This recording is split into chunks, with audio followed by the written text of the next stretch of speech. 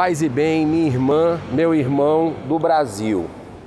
Mais um dia nessa semana hoje, eu tive a bênção de levar minhas filhas para o colégio aqui em Brasília.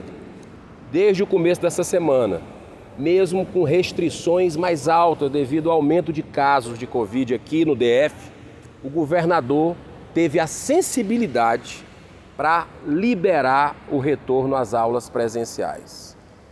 Já está comprovado cientificamente que essa atividade essencial que é a educação, ela tem os índices de contágio menores durante a pandemia, né? Só para você ter uma ideia, saiu um estudo ontem em São Paulo mostrando que é 33 vezes menor esse índice de contágio do que no restante do estado. Ou seja, nas escolas é 33 vezes menor.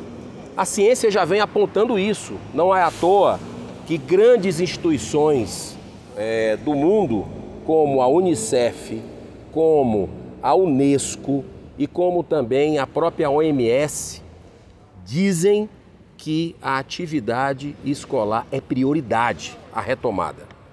Mas aqui no Brasil, não por culpa do Ministério, eu digo isso com independência de quem critica quando tem que criticar certas posições do governo, mas principalmente por alguns estados ainda, talvez atrelados com a questão sindical de interesse de classe, está prejudicando a maioria da sociedade.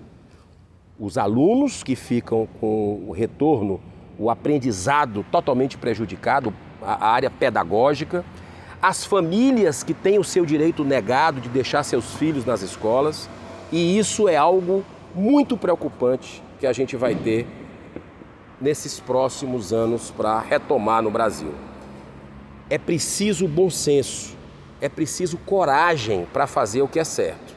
Então, se a ciência mostra que não tem problema, que é uma atividade como a escola, que tem um contágio muito mais fácil de se controlar, como, por exemplo, em supermercados, que está aberto até em lockdown, por que não se abrir essa possibilidade? Tem um fato que poucas pessoas lembram, que é a questão do problema que se desenvolve da questão mental, psicológica dos alunos, que ficam sem ter aula, ficam em casa, muitas vezes o pai não tem como acompanhar o processo de aprendizado e isso gera problemas para toda a família, né? Crianças com depressão, né? Crianças que estão perdendo as esperanças. Então é bom a vida voltar ao normal.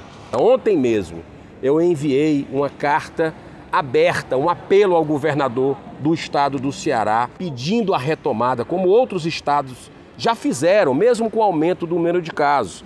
Por exemplo, Alagoas, Distrito Federal, Espírito Santo, Paraná, Pernambuco, São Paulo e Rio de Janeiro, que tem números de casos similares ao do Ceará, a ocupação de UTI similares ao do meu estado, já foi podido retomar as aulas. Então, por que o estado do Ceará não retoma? É uma questão até de humanidade. Tem um dado que mostra o estudo do BID, que é o Banco Interamericano de Desenvolvimento, que houve um aumento da desnutrição, violência doméstica, abuso sexual, gravidez precoce, ansiedade, depressão e trabalho infantil secundário por causa do fechamento das escolas, né? Isso sem falar nas perdas pedagógicas. O próprio secretário de saúde, né, o secretário do estado do Ceará na área de saúde, que é o Dr. Cabeto, deu uma entrevista no último dia do ano de dezembro do ano passado, dizendo o seguinte: há sim um prejuízo enorme em manter as crianças fora da escola, e ele mesmo afirmou, reconheceu que o contágio é menos de 1%. Então, não tem o menor cabimento, chega a ser criminoso o que tem ocorrido em alguns estados e insistir em não retomar essa atividade que é mais que essencial. A Unicef também estima que 5,5 milhões de crianças e adolescentes tiveram seu direito à educação negado em 2020 só no Brasil. E há quase um ano as escolas públicas estão sem aula no Ceará. Se não se preparou a escola pública por incompetência, por gestão mal feita, porque tempo teve, dinheiro teve. Libere quem produziu, quem se preocupou, quem fez as marcações, quem teve todo um trabalho para entrar dentro dos protocolos rígidos de segurança e dar segurança para os filhos. Então, Deus abençoe o Brasil, muita paz.